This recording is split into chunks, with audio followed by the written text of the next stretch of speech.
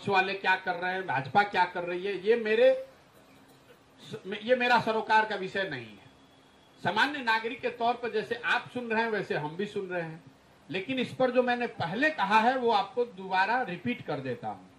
विपक्षी एकता सिर्फ दलों के नेताओं के एक साथ बैठ जाने से उसका कोई बहुत बड़ा प्रभाव जनमानस पर नहीं पड़ेगा। वो प्रभाव तब पड़ेगा जब विपक्षी एकता नेताओं और दलों के साथ साथ मन का भी मेल हो, नैरेटिव भी हो। मैं चेहरे की बात नहीं कर रहा हूं, जनता का कोई मुद्दा भी हो, नैरेटिव भी हो, ग्राउंड पर काम करने वाले वर्कर भी हो और उस समर्थन को, जनता की भावना को वोट में कन्वर्ट कराया जाए। कई लोगों को ऐसा लगता है कि 77 में सारे विपक्षी दल एक साथ आकर उन्होंने इंदिरा गांधी को हरा दिया। उनकी बहुत बड़ी बेवकूफी है। 77 में दलों के एक होने से इंदिरा गांधी नहीं हारी। 77 में इमरजेंसी बहुत बड़ा मुद्दा भी था, जेपी का आंदोलन भी था। अगर वो इमरजेंसी नहीं होता, अगर जेपी का आंदोलन नहीं होता, तो सारे दल अगर एक साथ आ जाते तो उससे इंदिरा गांधी थोड़ी ना हार जाती। हमने बाद में हम लोगों ने 1989 में बीपी सिंह के भी नेतृत्व में देखा, सारे दल एक होकर उन्होंने राजीव गांधी की सरकार को, कांग्रेस सरकार को हराया। लेकिन दल तो बाद में एक हुए। पहले बोफोर्स मुद्दा बना, बोफोर्स के नाम पर पूरे देश में आंदोलन हुआ, लोगों की जनभावना उससे जुड़ी।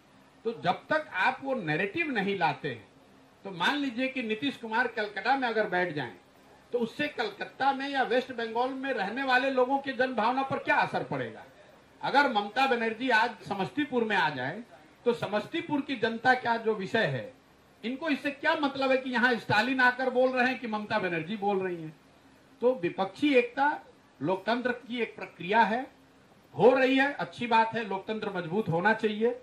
लेकिन इसमें सफलता जो मेरी समझ है, जो भी छोटी मोटी मेरी समझ है, इसमें चुनावी सफलता तभी मिलेगी जब इन दलों के पास एकाएक कोई प्रोग्राम हो जिसको लेकर वो जनता के बीच में जाए, जनता का समर्थन मिले, तभी उसका परिणाम आपको चुनावी रिजल्ट में दिखेगा। वरना 2019 में भी सारे दल एक साथ हुए थे, उसका क्या फर्क पड़ा। मैं आपको उदाहरण दे देता हूं, लोग अगर भूल गए हैं तो जिस भूमिका में हम लोग के मान्यवर नीतीश कुमार जी आज दिखने का प्रयास कर रहे हैं, करीब करीब इसी भूमिका में आंध्र प्रदेश के चीफ मिनिस्टर चंद्रबाबू नायडू जी थे।